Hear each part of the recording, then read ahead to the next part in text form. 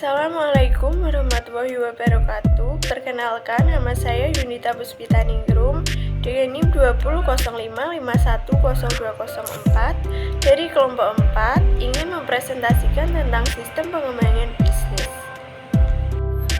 Selanjutnya saya akan menjelaskan siklus pengembangan sistem yang ketiga, yaitu desain sistem.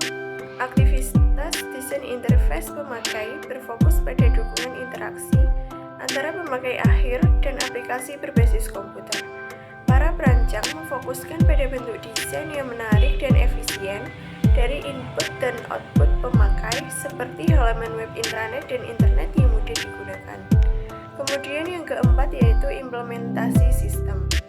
Sistem implementasi adalah tahapan di mana sistem baru dipersiapkan akan digunakan. Apa saja yang harus dipersiapkan dalam tahap ini akan dijabarkan dengan rinci kegiatan apa saja yang harus dilakukan. Kemudian yang kelima yaitu pemeliharaan sistem. Setelah sistem baru terpasang dan konversi selesai dijalankan, maka sistem dikatakan berada pada posisi aktif atau produktif. Selama tahap ini, sistem akan dipantau apakah telah memenuhi sasaran atau perlu dimodifikasi. Selanjutnya, komponen pengembangan sistem bisnis ada 5, yaitu sebagai berikut. Yang pertama, input bisnis. Ini adalah segala sesuatu yang masuk ke dalam sistem bisnis sebagai bahan baku atau sumber daya. Contohnya termasuk bahan mentah, tenaga kerja, modal, teknologi, dan informasi. Kemudian, yang kedua yaitu proses bisnis. Proses bisnis adalah serangkaian langkah-langkah atau aktivitas yang dilakukan pada input untuk menghasilkan output.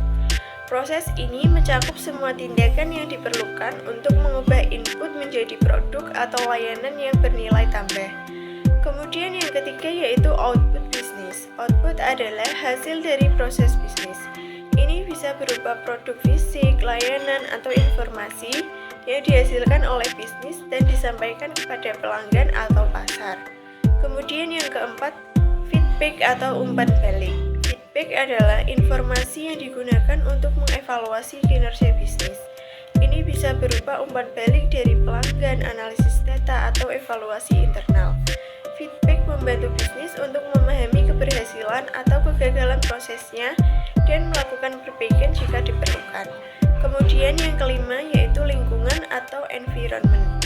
Lingkungan bisnis mencakup semua faktor eksternal yang mempengaruhi bisnis, seperti persaingan pasar, perubahan regulasi, tren ekonomi, dan perubahan sosial. Bisnis harus merespon lingkungan ini agar tetap relevan dan berkelanjutan. Selanjutnya, mengimplementasikan sistem bisnis. Implementasi dapat menjadi proses yang sulit dan memerlukan banyak waktu bila tidak dipersiapkan keterlibatan semua pihak yang terkait sedini mungkin. Proses implementasi biasanya memerlukan usaha manajemen proyek atau project management dari para manajer unit bisnis. Mereka harus mendukung rencana proyek yang mencakup tanggung jawab kerja, jadwal tahap-tahap utama dari pengembangan, dan anggaran keuangan. Hal ini penting untuk memastikan bahwa proyek diselesaikan tepat waktu dan sesuai dengan anggaran yang ditetapkan, sambil tetap memenuhi tujuan desain.